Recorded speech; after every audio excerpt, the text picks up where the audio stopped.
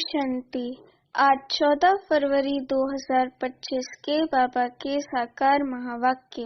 बाबा कहते, मीठे बच्चे, तुम्हें श्रीमत मिली है कि आत्माभिमानी बन बाप को याद करो। किसी भी बात में तुम्हें आर्ग्यू नहीं करना है। प्रश्न है, बुद्धि योग स्वच्छ बन बाप से लग सके उसकी युक्ति कौन सी रची हुई है? उत्तर है 7 दिन की भट्टी। कोई भी नया आता है तो उसे 7 दिन के लिए भट्टी में बिठाओ, जिससे बुद्धि का किचड़ा निकले और गुप्त बाप, गुप्त पढ़ाई और गुप्त वर्षे को पहचान सके। अगर ऐसे ही बैठ गए तो मूंझ जाएंगे, समझेंगे कुछ नहीं।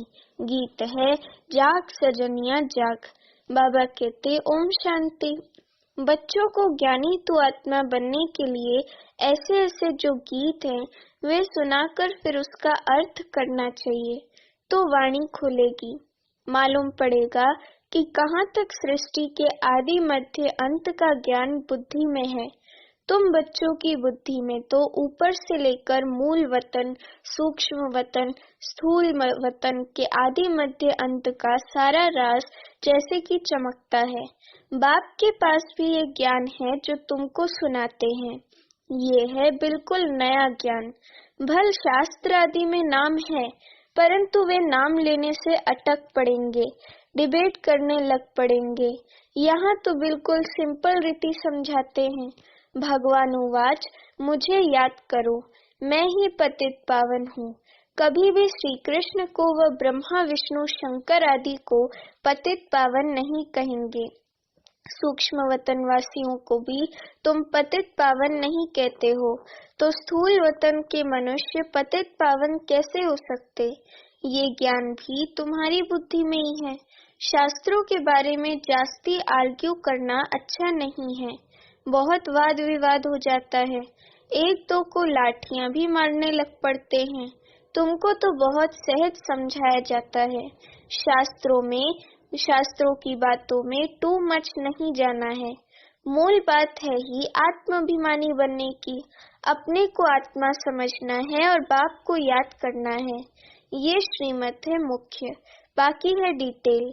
बीज कितना छोटा है, बाकी झाड़ का विस्तार है। जैसे बीज में सारा ज्ञान समाया हुआ है, वैसे ये सारा ज्ञान भी बीज में समाया हुआ है। तुम्हारी बुद्धि में बीज और झाड़ आ गया है। जिस प्रकार तुम जानते हो और कोई समझ ना सके, झाड़ की आयु ही लंबी लगती है। बाप बैठ बीज और झाड़ व ड्रामा चक्र का राज समझाते हैं। तुम हो स्वदर्शन चक्रधारी। कोई नया आए, बाबा महिमा करे कि स्वदर्शन चक्रधारी बच्चों, तो कोई समझ ना सके। वे तो अपने को बच्चे ही नहीं समझते हैं। ये बाप भी गुप्त है तो नॉलेज भी गुप्त है, वर्षा भी गुप्त है। नया कोई भी सुनकर मूंझ पड़ेंगे, इसलिए 7 दिन की भट्टी में बिठाया जाता है। ये जो 7 रोज भागवत व रामायण आदि रखते हैं, वास्तव में ये इस समय 7 दिन के लिए भट्टी में रखा जाता है, तो बुद्धि में जो भी सारा किचड़ा है वे निकालें और बाप से बुद्धि योग लग जाए। यहाँ सब है रोगी। सतयुग में ये रोग होते नहीं। ये आधा कल्प का रोग है। 5 विकारों का रोग बड़ा भारी है। वहाँ तो देही अभिमानी रहते हैं। जानते हो, हम आत्मा एक शरीर छोड़ दूसरा लेती हैं। पहले से साक्षात्कार हो जाता है। अकाले मृत्यु कभी होता नहीं। तुमको काल पर जीत पहनाई जाती है। काल काल महाकाल कहते हैं। महाकाल का भी मंदिर होता है। सिख लोगों का फिर अकाल तख्त है। वास्तव में अकाल तख्त ये भ्रिकुटी है, जहाँ आत्मा विराजमान होती है। सभी आत्माएं इस अकाल तख्त पर बैठी हैं। ये बाप बैठ समझाते हैं। बाप को अपना तख्त तो है नहीं, तो वे आकर इनका ये तख्त लेते हैं। इस तख्त पर बैठकर तुम बच्चों को ताउसी तख्त नशीन बनाते हैं। तुम जानते हो वे ताउसी तख्त कैसा होगा, जिस पर लक्ष्मी नारायण विराजमान होते होंगे। ताउसी तख्त तो गाया हुआ है ना।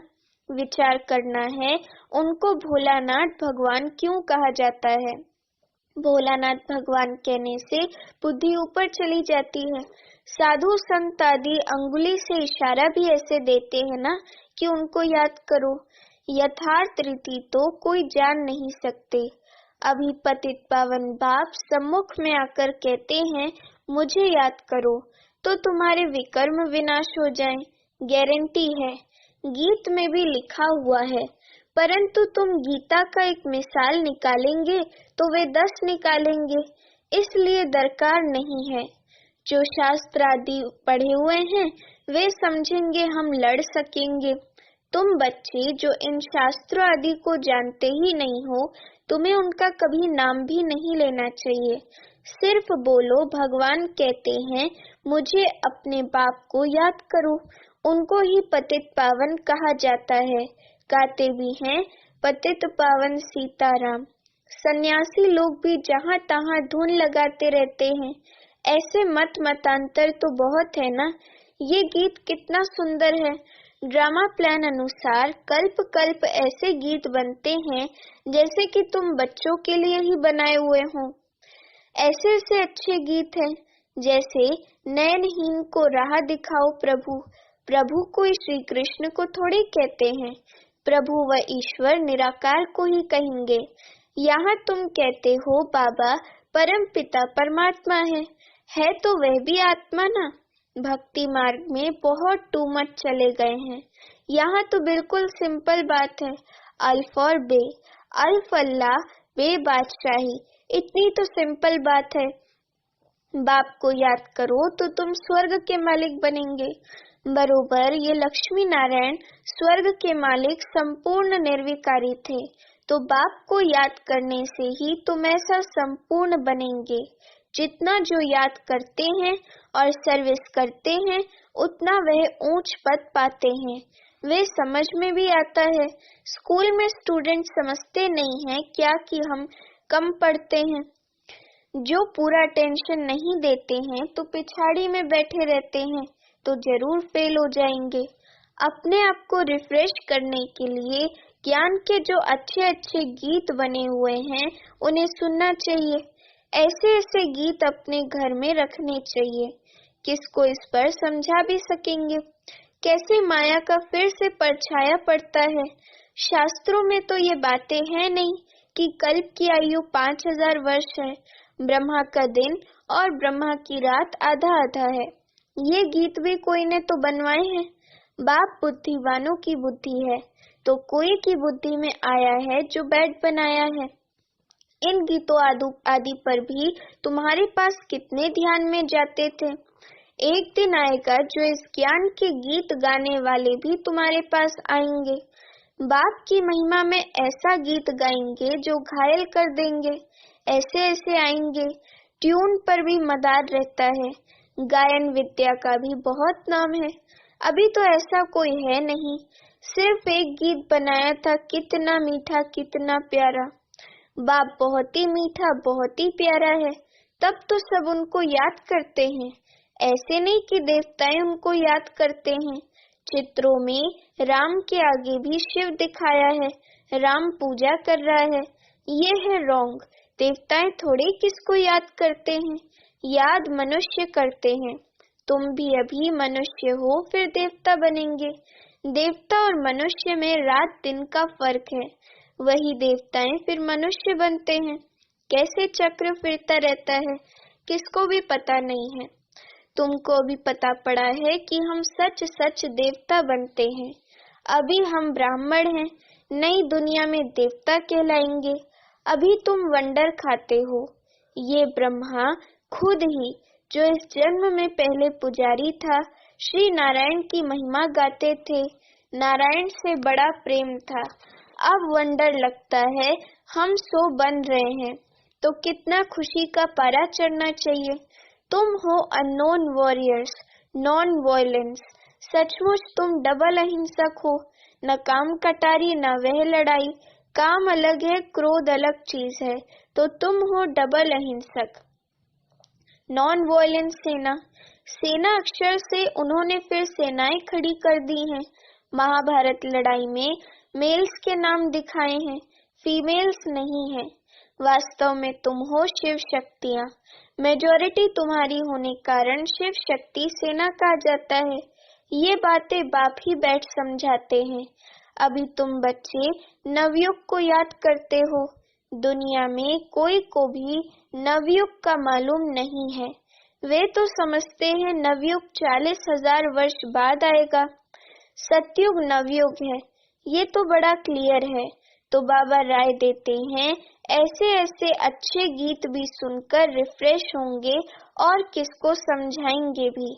ये सब युक्तियां हैं, इनका अर्थ भी सिर्फ तुम ही समझ सकते हो।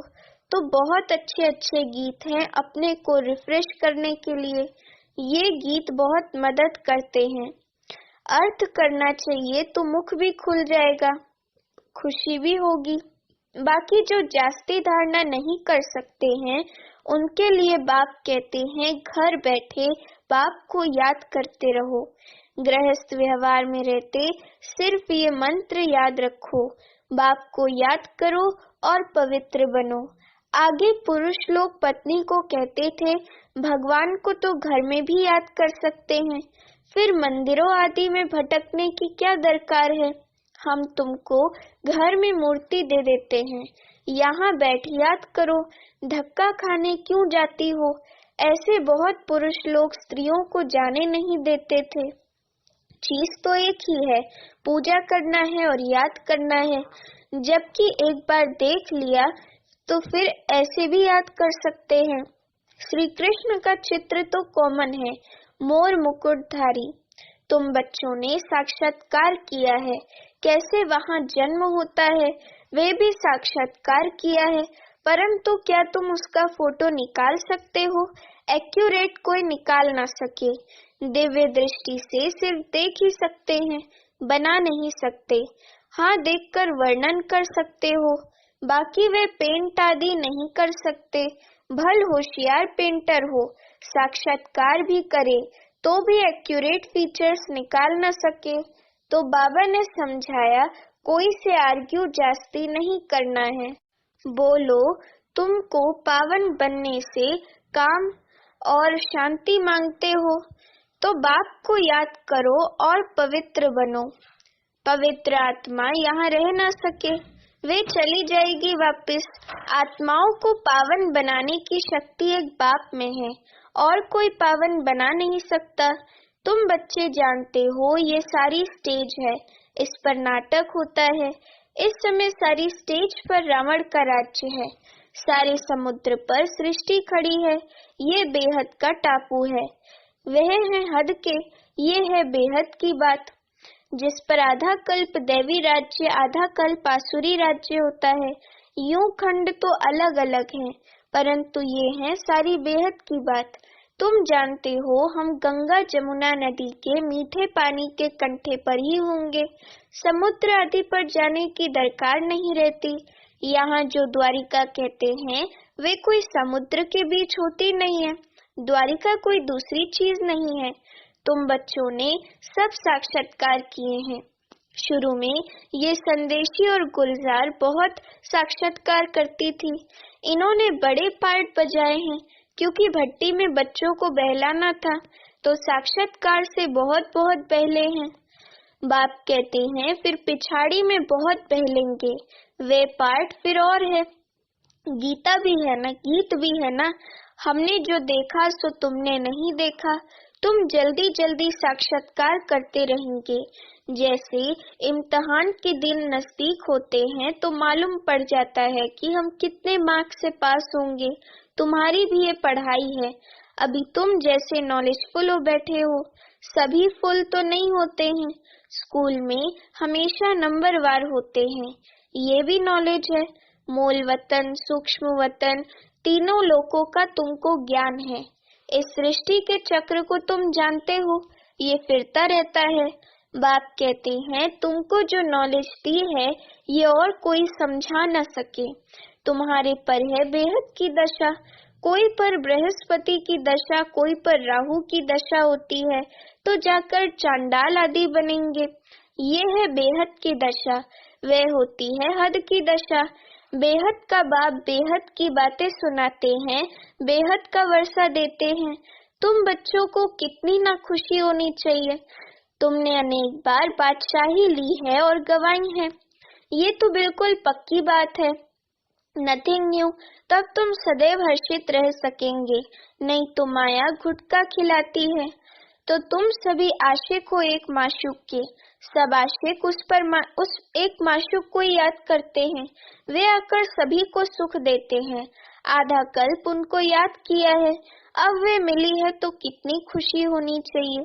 अब वे मिला है तो कितनी खुशी होनी चाहिए। अच्छा, मीठे मीठे सिखिलते बच्चों प्रति माता पिता बाप दादा का याद प्यार और गुड मॉर्निंग। रूहानी बाप की रूहानी बच्चों को नमस्ते। अभी हम रूहानी बच्चों की रूहानी माता पिता बाप दादा को याद प्यार गुड मॉर्निंग और नमस्ते। धारणा के लिए मुख्य सार। पहली पॉइंट, सदैव हर्षित रहने के लिए नथिंग न्यू का पाठ पक्का करना है। बेहद का बाप हमें बेहद की बादशाही दे रहे हैं, इस खुशी में रहना है। दूसरी पॉइंट, ज्ञान के अच्छे अच्छे गीत सुनकर स्वयं को रिफ्रेश करना है, उनका अर्थ निकालकर दूसरों को सुनाना है।